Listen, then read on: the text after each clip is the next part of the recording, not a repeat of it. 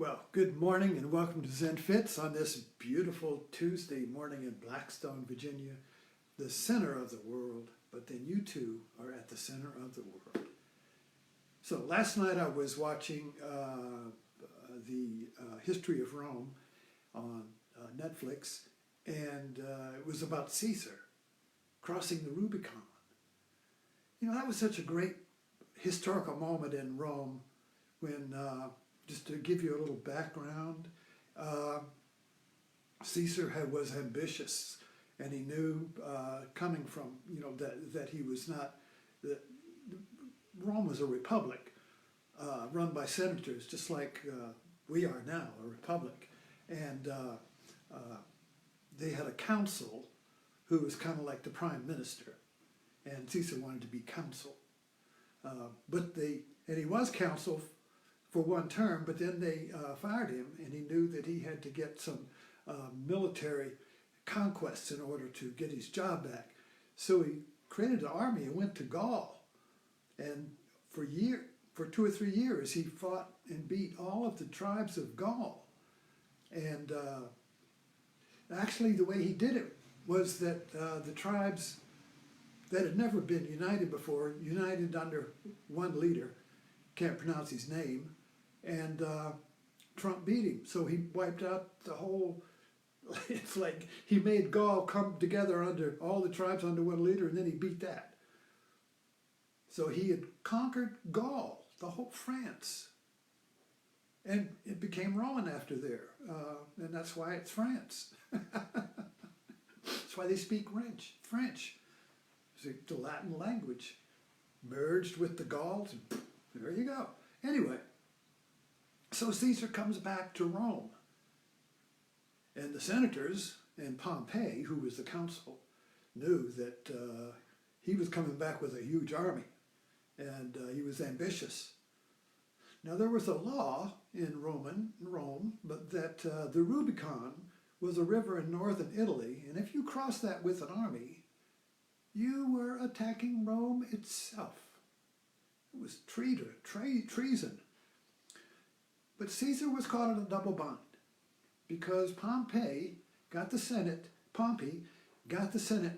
to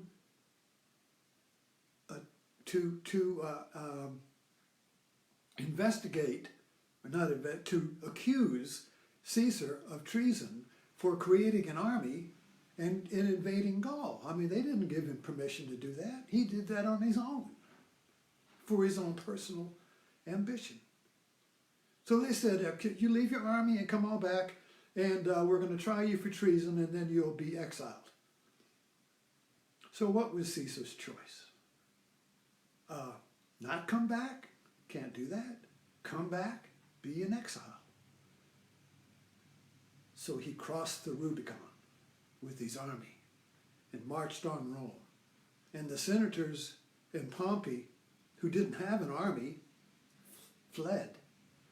And Pompey went to Greece, where his army was, and all of his armies were in the east. So his armies were going to come to Greece and come together, and then they would fight Caesar. So Caesar went to Greece, and there he defeated Pompey. And then he goes to Egypt, and he didn't defeat, Pompey escaped. So Caesar went to Egypt to enlist the help of, actually Pompey went to Egypt in order to regroup his army, having been defeated in Greece. And Caesar and Pompey went to Egypt, and the Egyptian king, Ptolemy, who was a child, cut his head off. And Caesar went to Egypt, not knowing that Pompey had been killed.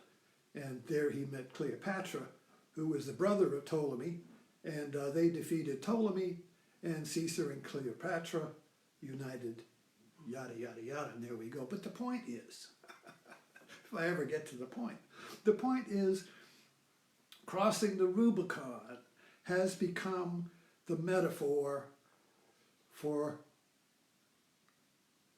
making a choice that you cannot undo. You can't go back once you cross the Rubicon. You can't say, I'm sorry. I didn't mean to cross it.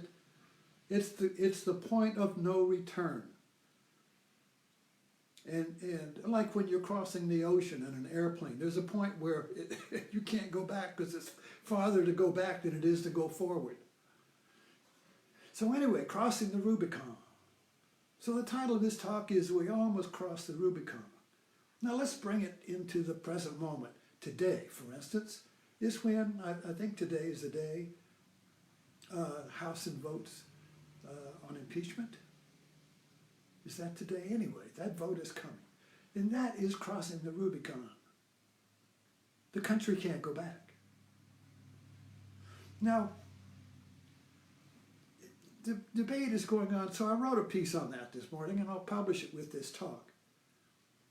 But Trump crossed the Rubicon, you see. And Pelosi didn't want to impeach Trump. She was holding back.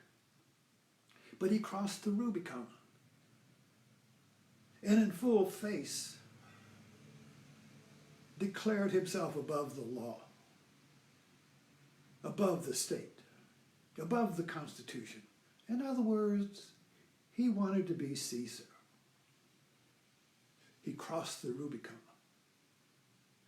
So in turn, the Democrats, Pelosi, have the choice. Do they cross the Rubicon or not? Do they say, oh, well, yeah, you know, if you impeach Trump, he's just going to claim the Senate isn't going to do it, and all Trump will do is just make himself more powerful because his army will gather around him like Caesar's army gathered around him. You see, the army gathers around their general because they win with that general. The general wins, so they form under him and they're loyal to him because he wins. He wins, you see. So Pelosi and the Democrats, like the senators in Rome, the Congress, fully well knew that if we said, no, Trump, you can't do that, that he would just flip that and make himself more powerful. But then Trump crossed the Rubicon. He crossed the Rubicon, and if in full face of the whistleblower, everything, it was exposed. He was a traitor to the Constitution. He broke the law of the Constitution. He broke the power of the very fabric that holds the nation together, which is the law. Nobody's above it. It would be like if Trump, as president, was allowed to cheat at golf. Well then, the game is no good if you're allowed to cheat. Well, I'll just pick the ball up and put it back. I'll just throw the ball. I'll just drop the ball in the hole. How about that? And if the president does it, everybody can do it. See, that's the kingpin. You pull the president, you see, is the kingpin of the law that holds the whole damn thing together. You see, so Trump crossed the Rubicon. So then now the Democrats they have to say where they are going to allow it to go by. Oh, it's Trump. Yeah, let him have it. Let him drop the ball. It's Trump. Let him drop the ball in the hole and have a hole in one. Come on. But then you see what happens to the Democrats if they don't impeach, if they don't exercise their power that the Constitution has given them, their duty, you see, they become like Trump, above the law.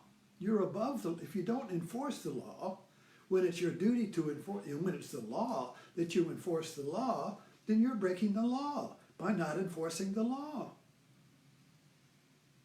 So now both sides are broken the law. Trump and the Congress, the president and the Congress are above the law. The whole thing, the whole republic comes apart. The whole damn thing that we've created since the Declaration of Independence. The whole thing gets unraveled, you see. So this is a Rubicon moment. Trump can't go back. He can't go back and say, oh, I'll undo it. He did. And the Democrats cannot go back either. So this, in effect, is the repetition of Roman history. Trump wants to be Caesar and and be above the law, which is what the Roman emperor became. All the Roman empires, Caesar became emperor, and then there was Augustus, then there was Tiberius, and he was nutting. There was Caligula, and then there was Claudius, and on, and each one was some of them were good, some of them were mad. Caligula became mad. He's Caligula. He's the symbol of the mad emperor, paranoid, killing anybody he wanted that thought was looking cross-eyed at him. Caligula, BC. So so this, once the Rubicon is crossed and it's not, and Caesar wasn't stopped, the republic fell apart and ceased to exist. You see. So that's kind of like where we are. That's kind of like where we are. This is a Rubicon moment. This is a reenactment of Roman history. Do we want to keep a republic, or do we want a president with imperial power? Well, he'll hold things together and he'll win, but is that what we want? Is that what we want, you see? So anyway, the people are marching. The Democrats are finding their spine. The Republicans are rallying around their general. The Civil War is on. Who's going to win? Who's going to win? We all have to cross the Rubicon at some point in our life.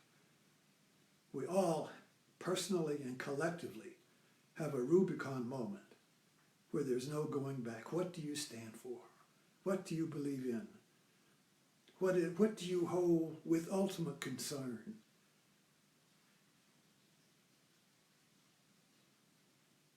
What is your Rubicon? Thanks for dropping in. Have a good Zen Fit today.